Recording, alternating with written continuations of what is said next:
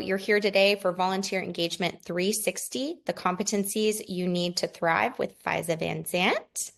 And here's what we're going to cover today.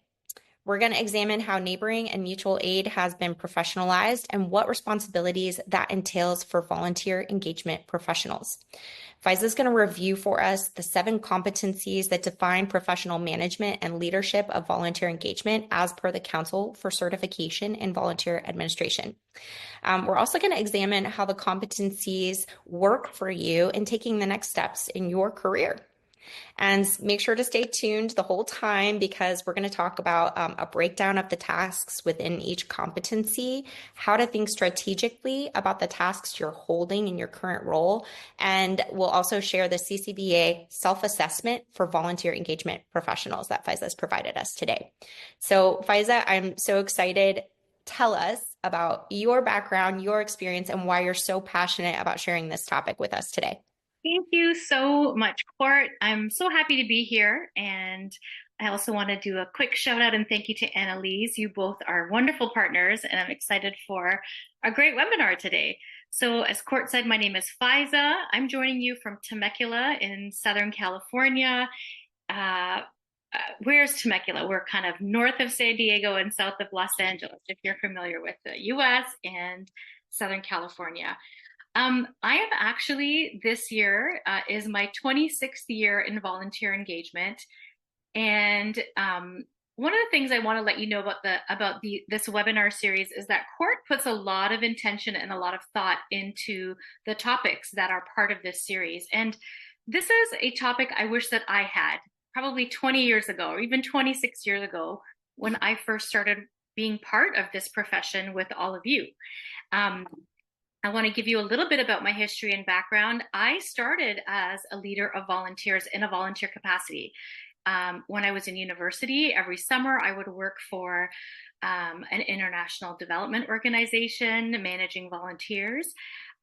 When I graduated from university, I started to work with a very specific cultural organization, working with immigrant women, focused on their economic development, and was doing a lot of volunteer engagement there. I got my very first full-time volunteer coordinator role working in Toronto, Canada at Youth Employment Service. And there I did a lot of programmatic volunteer engagement and ran a mentorship program as well. From there, I moved on to the Canadian Breast Cancer Foundation. And there I did a lot of volunteer engagement focused around fundraising events, a lot of episodic volunteers, and then highly skilled volunteers who reviewed our research and grant proposals. From there, I went into a hospital setting, and I worked at an organization in Toronto called Surrey Place Center. And it was a lot of managing volunteers in the clinical and hospital setting. And then from there, I went to the YMCA of Greater Toronto. I was there for 10 years, and I got to bring all of those experiences together.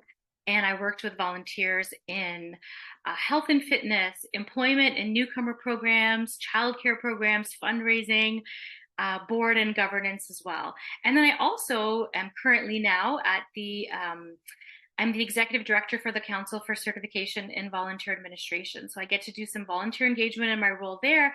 And what I love to do is get to support leaders of volunteers in their career path through the certification process and the CVA credentials. So hi to a lot of CVAs that I see in the chat. It's great to have you all here.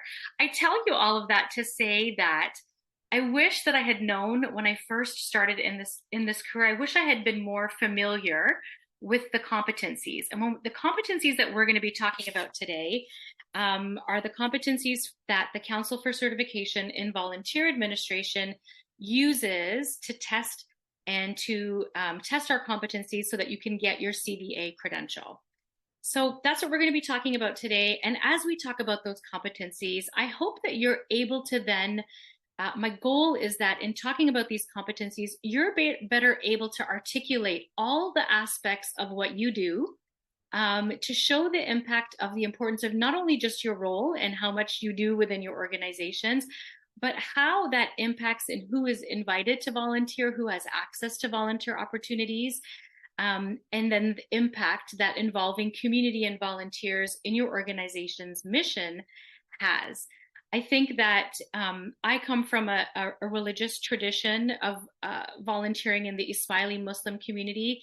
And our motto for volunteers there was work, no words, right? So the expectation was just to volunteer, but not to talk about it. And I kind of internalized that, right? Even when I came into this profession, I internalized this idea of just doing my work quietly and not really talking about it. And until I had the language of the competencies, I realized that yeah, there's a bit of doing the work and not talking about it, but there's a lot more in terms of professionalizing this work. And there is an importance in being able to really amplify what we do and to talk about what we do, to celebrate what we do, and also to be able to ask for help and more resources because of all of the things that we do. So, in talking about the competencies, I hope it helps give you the language to be able to really shine a light on yourselves and what you do and on our profession, really, and highlight what it is that we do in partnership with our communities, what's unique about our role in advancing our organization's missions. All right, so let's get started. Annalise, if you wouldn't mind putting this question in the chat box, I'd like to hear from all of you in the chat box. How would you describe what you do as a volunteer engagement professional? So think about, when you're meeting new people, what do you tell them? Sometimes we get to those conversations and people will say, what is it that you do, right? Let me know what it is. How do you answer that question? This is something that's changed for me over 26 years in the profession. Um, I used to say things like, gosh, I have the greatest job in the world. I only work with nice people. And it's changed and evolved for me. So I love this answer. Mark says, I help people. Human resources for unpaid folks. Gosh, things are coming up so quickly. I manage 170 different personalities. I recruit people to empower others in my community. Great answers, everyone. I'm seeing a lot of empowerment. I'm seeing a lot of people in the answers. I serve as a bridge between volunteers and the community. I recruit and support hospice volunteers. Great. I work with our programs to learn about how volunteers can help make a difference. Oh, I didn't get to finish that answer because it went by so fast, but wonderful. I recruit volunteers for an after school program. I love the diversity of the answers that I'm seeing here. And one of the things that I love about our profession, but it's also challenging about our profession, is how diverse our roles are and how diverse the communities that we support are. If we were to all talk about who the volunteers are that we partner with and that work with us to support themselves or to support the community that they're a part of, there will be a diversity in answers as well in terms of who all of the volunteers are that we partner with. Jackie says, we have the greatest volunteer team in the world. And what a wonderful thing to be able to say. So for as many of us as there are going to be that many answers in terms of what we do as volunteer engagement professionals. And I love that. And that's how it should be. When it comes to our competencies, though, there are a really specific set of competencies that no matter how diverse our roles are, no matter how diverse we are as individuals in our lived experience, in our professional experience, in our social identities, these competencies will help us to sort of unify and talk about what we do in a single way, obviously with flourishes and and how it's appropriate to the context that we work in. All right, I want to, before I get to the competencies, talk to you a little bit about why it's important to talk about competencies when we think about ourselves as professional leaders of volunteers. One of the ways that I find that we can do this is to acknowledge that there are different ways that people want to take care of each other, which is really what I think is at the heart of what we do in our role as leaders of volunteers, and also what we invite and ask others to join us to do. It's to take care of each other, to build healthier communities. When we think about, and I have two models here on the screen, and they are not, and this is not an exhaustive list of how we take care of each other, but two kind of stark differences and two different ways we take care of each other is if we were to think about the concept of mutual aid and if we were to think about the concept of charity. What we have in common with each other is this idea that we want to take care of each other.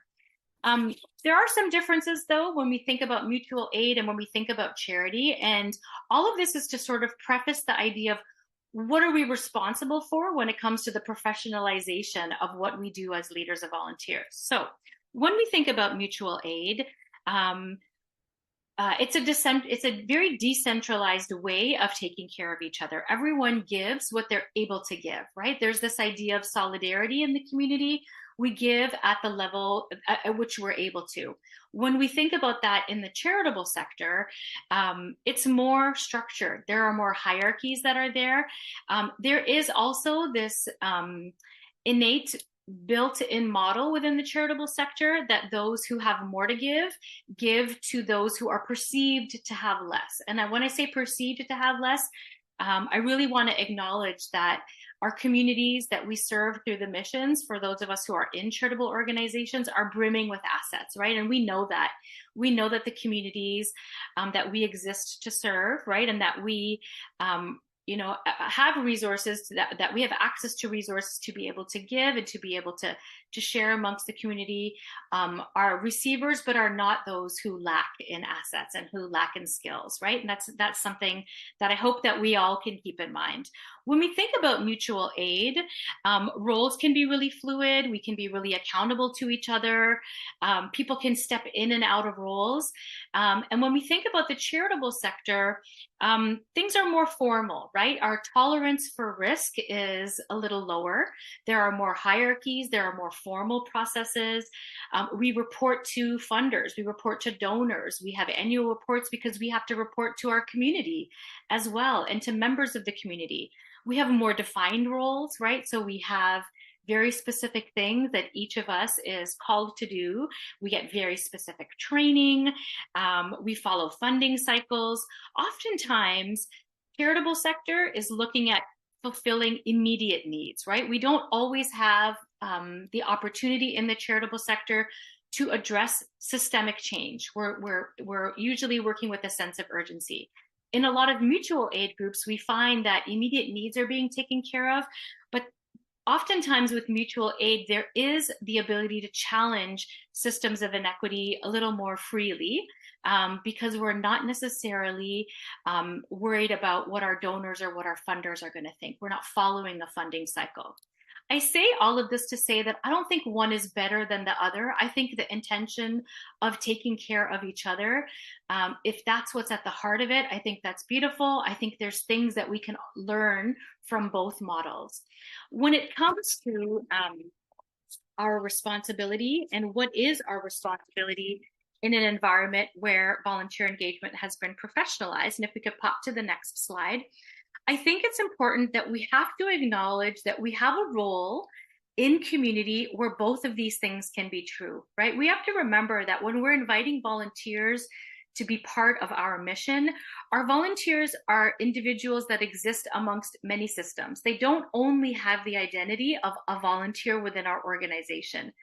Service is a value that exists, for people. It is not something that we have the expertise in only, right? Because we are leaders of volunteers. And it is not something that we teach people, right? It is a value that's inherent within individuals. It shows up in different ways. Sometimes those ways are great. Sometimes those ways can be harmful. And we have an opportunity to ask people to reflect on the how they value service. But as leaders of volunteers, it's our responsibility to acknowledge that volunteers within our organizations are also part of mutual aid networks, whether they know it or not. A lot of volunteers will help a neighbor, right? Will volunteer within their school system, will be available when there's an immediate need or crisis, have roles in their community, but then also have very structured and defined roles within our organizations. And it's our responsibility to find a beautiful balance there and to really highlight and amplify the idea of service as being a value. So for us as leaders of volunteers, we really have to acknowledge that, service is a value, and we wouldn't exist in our roles if that value didn't exist. And service is going to happen whether we are in our roles or not, right? Our communities are always going to look after each other, whether we are in our roles or not. I think the most stark example of this for me was during COVID, right? When many of us had to kind of shut down or pause our volunteer programs. I know that's not true for all of us. For some of us, especially in the areas of food insecurity, health and safety, it ramped up for us. We were busier than ever, right? But for a lot of us, we had to pause. We had to, for the safety and the health and safety of our community, we had to keep people apart rather than bring them together.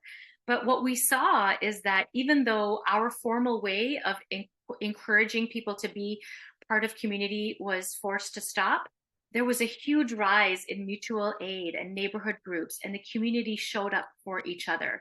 So it's our responsibility to acknowledge that we have access to the community as resources in our roles, but service would exist with or without us, right? And so how can we navigate that and make sure that when people are coming to volunteer through us and with us and within our organizations and for the communities that we serve, how do we do that in a way that is respectful and that acknowledges their inherent value of service? All right. So we have to acknowledge where we have expertise. We have to acknowledge where we can develop it. And one of the ways to think about that is to think about what is a competency. And we're going to get into those competencies soon. So a competency is complicated. I think some of us think, well, we're competent in a lot of things. But if we really break down what is a competency is a combination of our abilities, and our abilities are innate. For some of us, we have innate artistic abilities, right? For some of us, we have innate nurturing abilities. For some of us, we have innate organizational skills, right? A competency is also a combination of not just our abilities, but it's also our behaviors, right? And our behaviors are observable actions and attitudes that show how we apply things like our knowledge, our knowledge is what we know, right? It's the things that we know, and it's also the information that we seek to gain, new knowledge that we want to understand and understand and gain as well. And then it's also a combination of abilities, behaviors, knowledge, and skills. And skills are learned abilities, right? We can always be picking up new skills. And when we think of our competencies as a combination of all of these, one other thing to keep in mind is that we can always be developing our competencies. They can be measurable. Our competencies are not static. Our competencies can deepen. Our competencies can develop. We can start off having a lower competency in an area, and we can develop into having a high competency in areas as well. So competencies are what you know, but also how you do it, right? So let me give you an example, okay? And I'll tell you this because a competency that I don't have and I'm not great at is cooking. But I do have good skills that could lend to having a competency in cooking. And I'll give you an example, right? So if you think of an onion, you might be someone who is really good at identifying all the different types of onions that are out there. Oh, I can do a sweet onion, a yellow onion, a Vidalia onion, a Spanish onion, a green onion. I know all about the different types of onions. And I could tell you that I can do that, right? I could tell you I know how to grow onions, right? I can tell you I know how to peel onions. I could tell you I know how to chop onions, although I don't like to because they make me cry. But I could tell you that even though I can do all of those things, I have those abilities, right? That knowledge and that skills, I don't have a really good competency in cooking, right? So the competency is a combination of all of those. The cooking competency in this example is a combination of the abilities, the behaviors, the knowledge, and the skills, what you know, what you can do, but also how you do it. So that's to say that for a lot of us, we have a ton of abilities. We have amazing behaviors. We have great knowledge. We're developing knowledge. Being here today is an example of that. And we have many, many skills, but we may not necessarily have all of the competencies, or we may, which is great. And when we think about the competencies as they relate to leaders of volunteers, this is an opportunity for us to identify where we can build or where we can grow in our competencies. And maybe if you see me in a couple of years, I may tell you that I have grown in my competencies, but maybe not. But that's how I kind of wanted to illustrate to you the difference between the abilities, behaviors, knowledge, skills, and then what makes a competency. All right, so if we can pop into the next slide. So the CVA credential, CVA stands for Certified or Certification in Volunteer Administration. So the competency framework that we use at the Council for Certification, it clarifies and defines the full range of tasks that are involved in the professional management and leadership of volunteer engagement. And we use these competencies for anyone who is interested in becoming a CVA in the future. And for those of you who are a CVA, you'll know that this was what was the basis for the CVA exam. We use these competencies as the foundation for the credential. The competencies help us understand the full range of our role. And for some of us, if we are on teams, we may have specialties within our roles, right? So some of us may only work, for example, on volunteer recruitment or volunteer appreciation or recognition. Some of us may only work on volunteer training and support. Some of us may only work on strategy. So when I became a CVA, it was in 2016. I had been in the field for 16 years. And at the time, in the role that I was in, I was doing a lot of strategy. I was doing a lot of risk assessment, insurance. I was leading a team of others who were doing the frontline work, really the planning for the volunteers, the interviewing and screening. They were doing that kind of work. And that's what I mean when I say that the competencies that we're going to talk about are going to cover the full range of what a leader of volunteers might have. But for you in your specific role, you may notice that there's parts that you are innately really familiar with, and that there's parts that you may have the opportunity to develop your competencies. So these competencies then will cover a variety of all of our backgrounds in the work that we do, but they also cover a variety of titles. So for example, whether you're a coordinator of volunteers, a manager of volunteers, a director of civic engagement, a service leader, a board member, these are the common elements and the core competencies that are the basis for the CVA exam. So can we go to the next slide and we'll do a quick introduction to the first, what the 7 competencies are. So, Yeah. And Faiza, can I ask you too to talk sure. a little bit about how these competencies Oh, that's what I'm going to do right now. are? Oh, okay. Because Yeah, that's my how plan do right you now. decide when you're credentialing? And I think we see some questions coming through about getting certified. So, Yeah, great. If you want to, if you're interested in being, if you're interested in learning more about the credential, absolutely, I invite you to do that. You can head to our website and attend one of our free information sessions. We run them a few times a month. The website address is cvacert.org/info. And the information session will go into how the exam is developed, how you can prepare, and all of that. If you're somebody who's currently studying for the exam, and I want to say that these competencies are relevant to our field, whether you become a CVA or not, or whether you're ready to become a CVA or not. So, great question, Court. How did we come up with these 7 unique core competencies? So, when you have a credential, right, one of the common practices is to do a job analysis. So a job analysis is when you go to the field, right, when you go to individuals who are practicing in the profession, so practitioners in their role, and you ask them about the frequency of specific tasks that they do and the importance of the different tasks that they do. So back in 2016 was the last time that we updated the core competencies. We're currently going through a revision process right now of our competencies and our body of knowledge. So you go through what's called a job analysis, you talk to the field, you list the competencies, and we're going to go into each of these 7 more deeply because they actually, when you break them down, turn into 67 different unique skills and abilities that leaders of volunteers have. And you ask people, what's the frequency of how you do this? And then also, what's the importance of how you did this? So when we did this job analysis in 2016, we had over almost 900 respondents in the field, and 97.8% of the respondents responded to say that these were the frequency and the importance of these core competencies and the skills and the knowledge that are required for each of them 97.8% gave a positive response to that. So that's how you come up with the unique core competencies. But as we know, for those of us who've been in the role for a long time, or for anyone who's just been in the workforce for a long time, or even been a student for a long time, things are always evolving and changing. And so we're currently going through a revision process. But I'd love to talk, but we're going through a revision process. I don't imagine that our competencies will change too drastically. But here's what they are. So let's pop into the first competency, which is planning for strategic volunteer engagement. If we can go to the next slide. So when we think about each competency, this is the first one, planning for strategic volunteer engagement.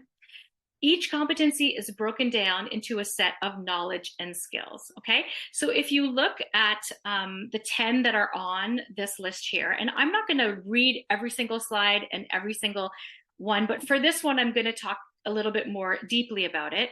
If you were to look at the competency of planning for strategic volunteer engagement, what you see on this slide are the knowledge and the skills that are needed in order to do that, right? I want you to take a look at the 10 that are listed on the screen right now. And Annalise, when you have a second in the chat, maybe we could pop into the question of the 10 that you see on the list right now, how many of these tasks do you currently do, okay? So for some of you, you might be doing all of these. For some of these, somebody else in your organization may be doing some of these. For some of you, there's a couple that you may be doing. So you can say a number between 1 and 10, or in your own words, you can sort of share how much of this do you do? How much of this is a team effort? What are other folks doing as well? So look at what we're seeing right now on the screen, and sort of share with us out of the 10 things that you see written on the screen right now, how many are you doing? So we're seeing 10, 7, 5, all of them, 6, 8 shared within my department. Kelsey says at least 4 of them. And someone says, I'm a small organization. I feel like I do 15 out of the 10. I hear you. 10 out of 10. Wonderful. So for those of you who are less than 10, what I would invite you to do is to think about the ones that you aren't currently doing. Or if those, think about the ones that you aren't currently doing. Just be curious about that, right? Where is that a competency that I can develop, right? So that I am a 10 out of 10, right? And if I am doing 10 out of the 10 of these, then also think about, like, what is your level of involvement? Are you the person that is consulted, right, in these, right? Are you responsible for these? Are you just informed about these things? What is your level of responsibility in doing these 10 things? All right. I want to also share with you, right, if this is a competency that's new to you, if this is a competency that you're curious about, if this is a competency that you want to develop, right? This is somewhere where you want to have develop your competency, become stronger in this competency. There's an incredible tool called A Guide for Organizational Conversations on Broadening Volunteer Engagement. This is a really cool place to start if you're thinking about, how do I develop this competency? How do I think about strategic volunteer engagement? It's part of the Is Everyone Welcome Tools to Broaden Volunteer Engagement Toolkit, which is available for free. There's over 20 resources in this toolkit. It's available for free on the Volunteer Match website. And this is one of the tools that's available there that is really focused on strategic volunteer engagement. All of the tools in that toolkit were developed by individuals who have their CVA, so they are have their certification in volunteer administration. So you can trust that these are individuals who demonstrated their competencies by getting their CVA credential, and then used those competencies, that knowledge, all of their different identities, all of the different industries and the diverse experiences that they have as leaders of volunteers to create these tools. So A Guide for Organizational Conversations in Broadening Volunteer Engagement is a great place to start to develop this competency. All right, let's move on to the next competency, which is advocate for volunteer involvement. One of the things I want to acknowledge when it comes to our competencies is that it's difficult to come up with language that is global in nature. So you're going to hear language like volunteer services. You may use something different. You're going to see language like stakeholder, and I acknowledge that there's a colonial connotation to the word stakeholder. These competencies are actually available to folks internationally. So we have CVAs, 1,100 CVAs from all over the world. And one of our challenges in communicating these competencies is using language that is language that we can share and use globally. So that's always a challenge for us. And I would like to invite you, even though the language, if there's language in there that might seem problematic to you, I would like to invite you to, I would like to invite you to still acknowledge that this is global language that we're using, and that we are aware of, and that we acknowledge that it may not be universal, and some of it might be problematic. And we hope to address some of that in our next revision. So when we think about advocating for volunteer involvement, here are the 9 types of knowledge or types of skill that we need to have as leaders of volunteers. Here's how we demonstrate this competency. All right. When you're thinking about the competencies, one of the things that I'm going to address at the end of this webinar is, how do you make these competencies work for you, right? If you think about on this screen, for example, all the different things that go into advocating for volunteer involvement, designing a communication plan, a huge piece of work, right? Implementing that plan, evaluating that plan. Are you talking about these things on your performance reviews? Are you talking about these things in terms of your goals and the things that you're doing in this operational plan or one that's coming up? These are the ways that you can talk about volunteer involvement, but also advocate for yourself and your own competencies within your organization, amongst your supervisors, with your board, and amongst your teams as well. Are you doing things like developing the volunteers that you partner with as advocates, not just for your organization, but primarily for the community that you serve as well, right? Are you inviting volunteers who reflect on their volunteer service and developing them as advocates? Are you asking stakeholders or partners in your community to help promote volunteer service as an intervention and as a way to act on your mission as well? So this is what we mean when we talk about advocating for volunteer involvement. I have a confession to make. As a leader of volunteers, this is something that I wasn't always really strong with, right? I got really caught up in the nuts and the bolts and the mechanics of what I do, right? I need to interview X amount of people. I need to make sure that they have all their paperwork and everything's in order. I need to make sure they have the training that they need. I have to make sure that they're recording their hours. I have to make sure that I'm checking in with them. And I kind of forgot along the way until it was pointed out to me, and until I really thought about developing this competency for myself, about developing and advocating for volunteer involvement within my organization and internally, but also externally as well. And Annalise, thank you for all the wonderful resources that you're popping in the chat as well. All right, so our next competency is about attracting and onboarding a volunteer workforce. And for a lot of us, this is really familiar. This is a bulk of what we do. It's the nuts and bolts of our work. There's a lot of mechanical pieces here that we do, right? And this is all about how do we make sure that volunteers know what it is that we need to do? How do we make sure we have a recruitment strategy in place to make sure that we're inviting and making sure that there's access to volunteer roles? Are we responding to people? How are we doing our interviews? How are we doing our screenings? How are we doing our matching? All of that is part of this competency of attracting and onboarding a volunteer workforce. So take a look at what you see on the screen. And of the 11 of them that you see on the screen, can you tell me which one you think that you need to focus more on in the future, right? I know that for a lot of these, we are deep, into doing these things. And it's, for some of us, it's a cycle. It's what we're so good at doing. It's what we're used to doing. But is there something in here that you think you could focus a little bit more on in the future? Melissa says 22, developing performance objectives for volunteer roles. Excellent. Identifying current needs for volunteers. Shelley says number 22 as well, as does Judy.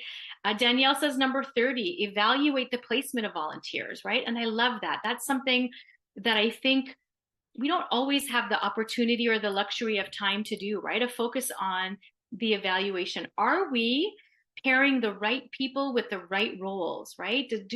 And what feedback are we hearing from the community about the placement of volunteers? Are the right people doing the right pieces of work? Robin says 21, developing volunteer position descriptions.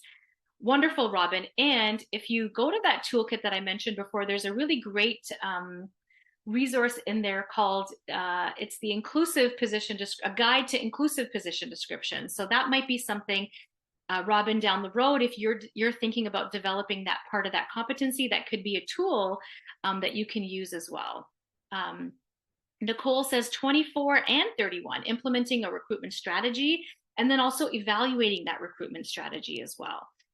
Thank you, Annalise, for popping that resource into the chat for Robin and anybody else that wants to use it. So again, here's another one of the competencies. And when we think about the competencies, we got to break it down into all of these different pieces for us to really understand where we can focus, where we can develop our competency, but also where we can toot our own horn, right? And talk about what are all the inputs that we do that go into those outputs, those number of volunteers, those volunteer hours, and those community impacts as well. All right, so next is the competency around preparing volunteers for their roles.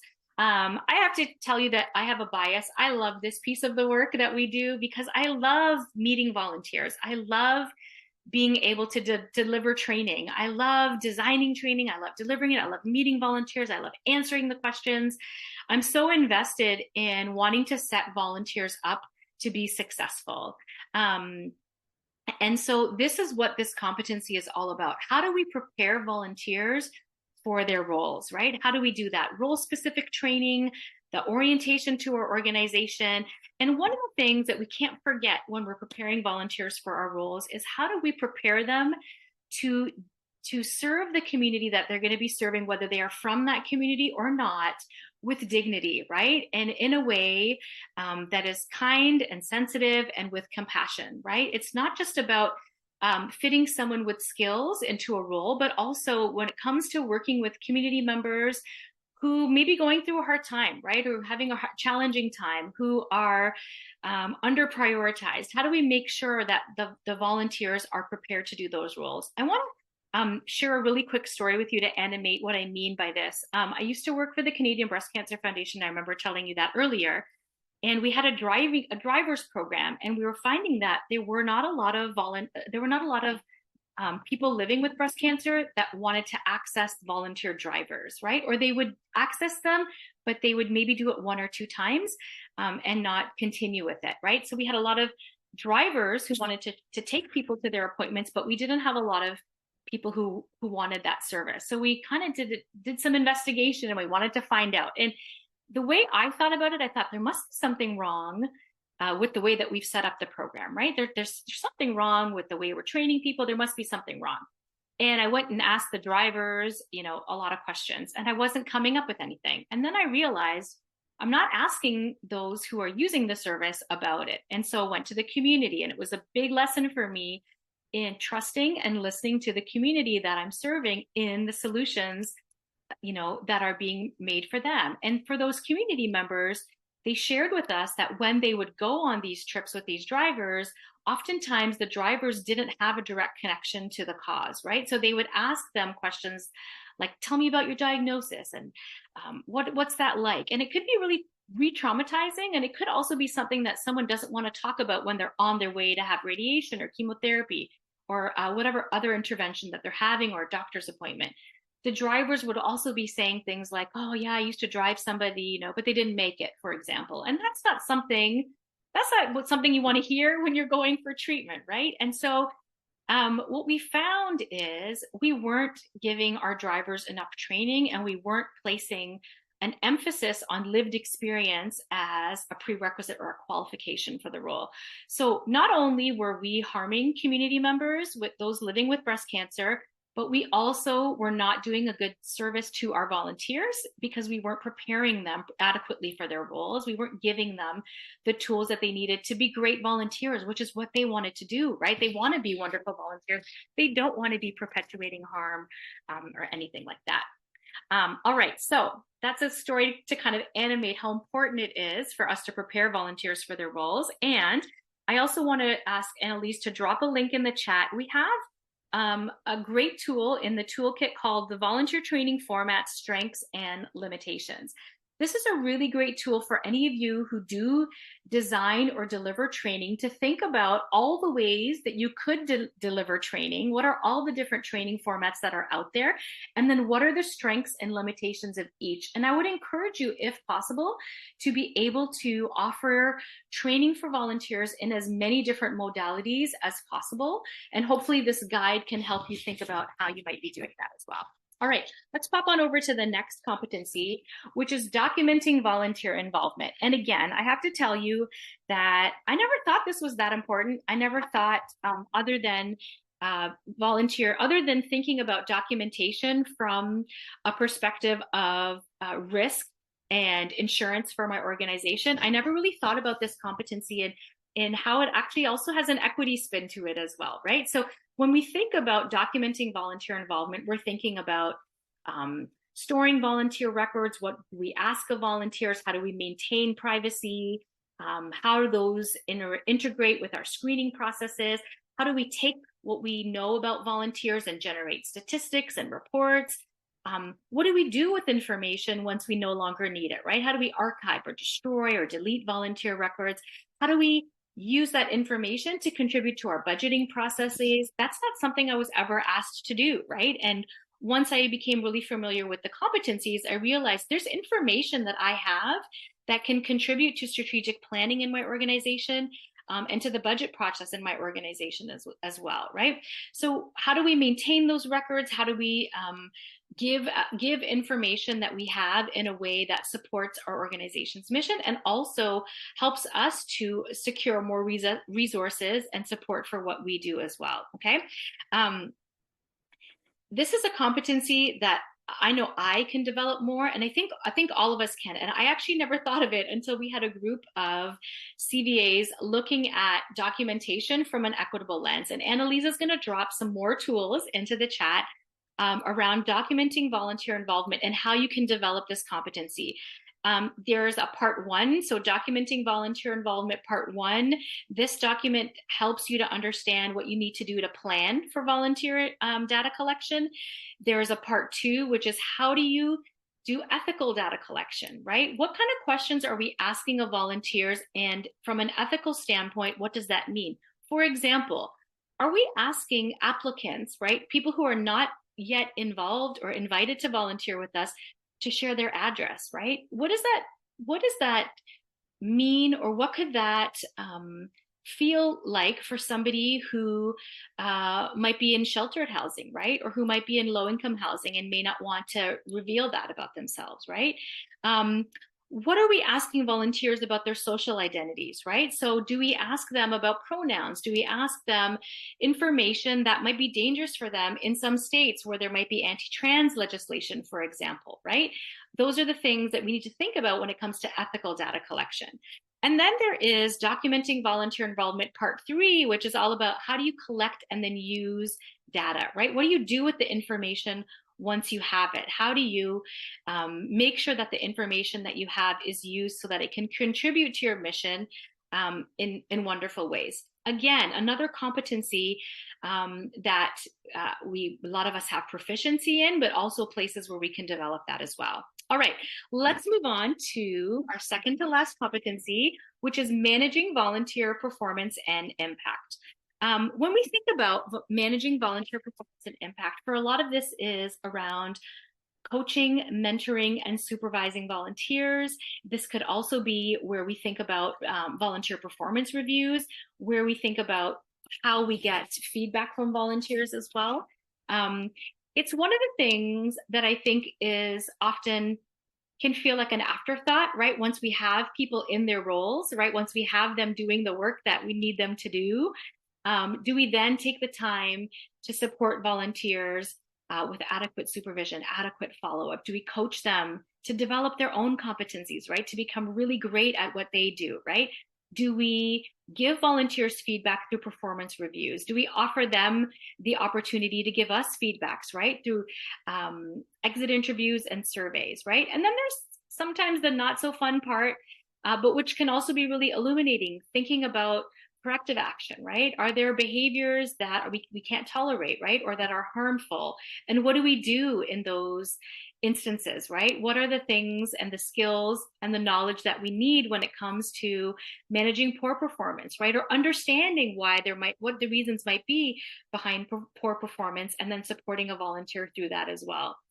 This is, I think, one of the things that we're so skilled to do. And if any of you work in large teams, or if any of you support staff who are not volunteer leads but manage volunteers, this is one of the things that I find where people always bring it back to us, and they'll be like, I'm having a challenge with the volunteer. Can you deal with it? Right? Versus, I don't want to deal with it, because some people can feel conflict averse, right? And they bring it back to us as the leader of volunteers.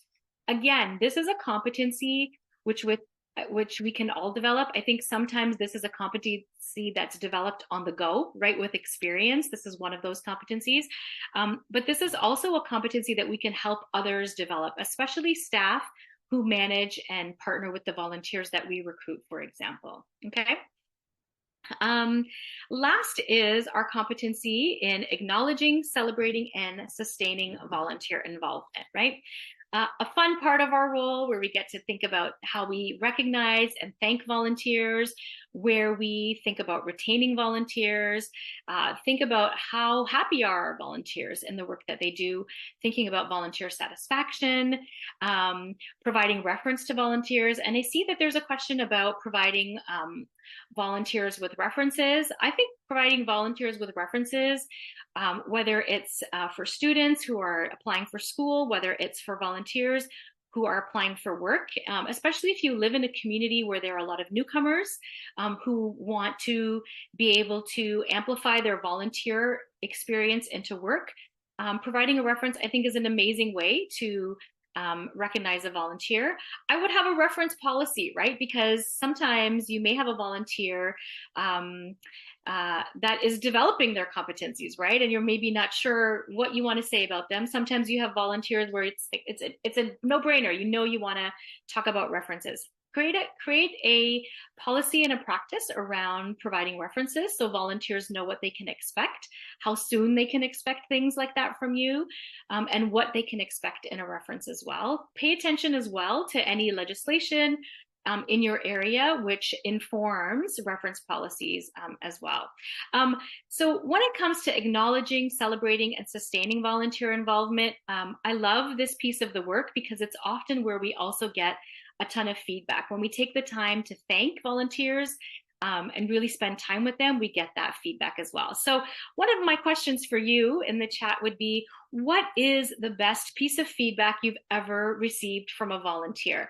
And I'm going to encourage all of you, once you let us know what the best piece of feedback is that you've received, scroll up and down through the chat and read the types of feedback that others are getting as well. Because one of the things that I think has been really instrumental in me developing my competencies is volunteer feedback, but also hearing from others in our profession about feedback that they get from volunteers. Because sometimes our intention is to get it right and to do things really well, but volunteer feedback can show us where we might be dropping the ball, right? Where there's areas for improvement for us, or it gives us the kudos that we need sometimes as well. So what's the best feedback you've ever received from a volunteer, positive or constructive, and letting them and letting us know how we're doing. Someone says, you made me think differently.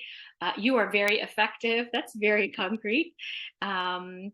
We should offer regular update meetings. Wow, what an amazing piece of feedback, Giovanna. Somebody that is telling you that they want to be more deeply engaged. They want more information from you. They want to hear more from you. Somebody says, I want to be part of a mentor program where an experienced volunteer mentors a new volunteer. What an incredible and insightful piece of feedback, right? From somebody acknowledging that they have some leadership skills, or they have some experience that they want to share, or that they know that they could benefit from the mentorship or leadership from someone else. Someone else, Lisa says, I had a volunteer say they were not going to our awards ceremony as an award winner because they were not motivated to volunteer by winning an award. Lisa says, I spiraled and read and researched motivations, volunteer motivation all the time. Thanks for saying that, sharing that, Lisa, because it shared to you that even though you had this award ceremony, that volunteer needed to be recognized and motivated in a different way. We actually I did a webinar with Court and Get Connected a while ago on volunteer recognition and motivation styles. I don't know, Annalise, if you could dig that up in there, but that's a great webinar to watch as well, because we talk about just that. Root says, your support increased my confidence. Thanks for sharing that. Karina says, when a parent watches their teen volunteering with us, oh, the chat moved up too fast for me. Let me try to get that one. When a parent watches their teen volunteering with us and then puts in their own application to join the adult volunteer program. Wow, what an endorsement. I love that. And I see Shelly says, yes, Karina. These are all incredible pieces of feedback. And I hope it shares with us that there are times when we are so on the right track. And then there are times where we have a little bit that we could learn as well. There's places where there's areas for improvement, or there's places for us to recognize that there's more that we could be doing, or that we could be doing things a little bit differently so that everybody feels as though they've been recognized. All right. So how do you make these competencies work for you, right? This is, I think, what I love the best about the competencies, and what was most rewarding for me in terms of going through the CVA process and becoming a CVA and doing the exam. Having the language of the competencies is so powerful. You can use this language in the your own position description, right? Or even for your colleagues who directly partner with volunteers, but don't have that in their title, right? When I worked at the YMCA, our lifeguards were leaders of volunteers. They were hired for their competencies as lifeguards. They weren't hired for their competencies leading volunteers, right? So we did some advocacy around how do we get some of these competencies listed in their in their job descriptions, so that they could be appreciated and they could be evaluated and they could be acknowledged for their competencies in leading volunteers as well. So if you are somebody who is in a role which is somewhat decentralized, maybe you recruit volunteers, you manage all of that kind of stuff, but then the volunteers go and work with other staff, advocate for those staff, advocate to have those competencies put into those staff volunteer position descriptions. This is not only a way to elevate the competencies of working with volunteers, but it's also a way for you to get staff buy-in amongst your organization, right? Who wants to do more work? Who wants to do more work in their organization, especially if they are not being recognized for leading volunteers? And if it's something that I often hear the phrase, it's something I do off the side of my desk, right? I have a specific role, but then I also work with volunteers as well. And the volunteer coordinator is always sending me people. Recognize what people are doing. Use this language and make it work, not just for yourself, but for your colleagues as well. I love the language of the competencies because it's concrete. It really encompasses the scope and the complexity of what we do. All those 67 different skills and abilities that go into what we do and that are unique to what we do, right? They're very specific to our role and in what we do. Use the competencies as well when it comes to your performance planning, right? And your performance management. When it comes to your own professional development and your own career progression, right? Talk to your supervisor or your leadership around the competencies that you excel in and the ones that you want to develop. And how can you then be strategic about what conferences you're going to go to, what courses you want to take, what reading you want to do, where do you want to put your professional development time and resources and dollars if you have them, so that you're building on your career as well. Really take charge of your own professional development. Don't wait for your organization to tell you that that's where they want to invest their dollars and their time, right? And don't assume that you're going to be at the same role forever and ever and ever. Think about what your next role might be and what are the competencies you need to develop in order for you to get there. Lastly, you want to use the competencies when it comes to negotiating your salary, a raise, or benefits, right? Especially if one of those benefits is professional development resources, right? I do all of these different things. I need some more salary, right? Or I need a salary difference, I need a raise, or I need more time or more resources to be able to develop these competencies in this way. Use them as a tool to negotiate those things as well. I'm really grateful that all of you were here today, and I really want to end before I turn it over to Courtney, um, to talk about these words that you see on the screen that are from my predecessor at the Council for Certification in Volunteer Engagement, Volunteer Administration, Katie Campbell. And Katie animated our competencies in this way. So if you think about the 7 competencies we went through and you gave them a personality or you animated them, I want you to really internalize, embody that we are strategic architects. We are articulate ambassadors when we advocate for volunteers. We are relationship builders. We are talent cultivators. We do all of these things. We are data managers, champions of quality and passionate leaders, all of these things. And for those of you who are CVAs, you'll recognize this. This is our artwork on our latest CVA t-shirt as well. But whether you're a CVA or not, you are doing all of these things and you are developing in all of these competencies. And we appreciate you. I'm so proud to be part of a profession where we are competent in all of these areas and constantly learning and developing our competencies as well. So thank you so much for being here today. And Court, I'm going to turn it over to you. And I think you have a bonus tool for us today as well, don't you, Court? Yes, we want to say thanks to Faiza. Thanks to everyone for joining today. And Annalise, if you could also drop the CVA self-assessment tool that has been provided by Faiza and the CCBA so that everyone can have access to that. Awesome. That way you can go through these competencies and kind of just, gauge for yourself where you're at. And we want to keep the conversation going. We are here every month with incredible guest speakers. For June, we have Brianna Dorellis from Connecting the Cause coming on June 11th. And Brianna will be speaking about volunteer orientation beyond the basics, rooted, reflective, and co-dreaming for volunteerism. So Annalise, if you could drop that registration into the chat. That's our big announcement for next month. And we want to see you all there too. We are going to follow up with everyone who registered to get you the recording, all of the resources that Faiza mentioned, and you'll be able to, scroll through the slides on your own too with that recording. So really, really grateful for you all being here today. This was incredibly meaningful. We have folks having conversations about these things all the time. So getting the opportunity to have Faiza come and speak to the competencies and speak to the specifics within each of them really felt very important for our community of volunteer leaders. Faiza, do you have any last words you want to leave us with before we log off right here at the top of the hour? Yes, real quick, I think there's an error with the link for the self-assessment. And so I put a link to our just general CVA resources page, and you'll find the self-assessment there. And I also I want to encourage all of you to come to Brianna's session next month. When I talked to you about what is our personal responsibility in leading volunteer engagement, we talked about mutual aid and charity. Brianna really is brilliant at weaving the two together and reminding us of our responsibility to our organizations, but also our responsibility to community members as well. And she is one of the best in being able to help us feel really empowered in how we can go about doing that and illustrating how we can do that. So click on that link and please sign up for that webinar. I will be there as well.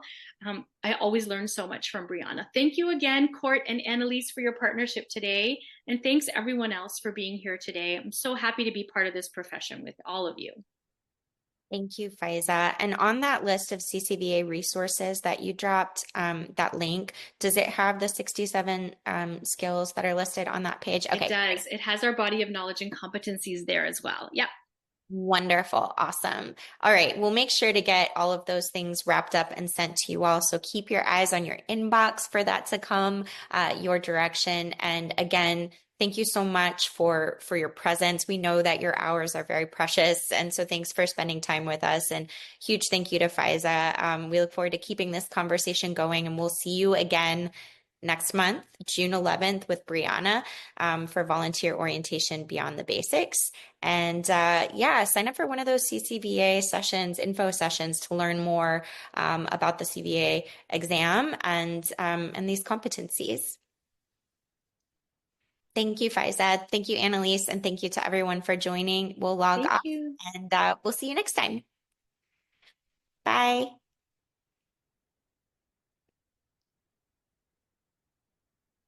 Thank you. Thanks.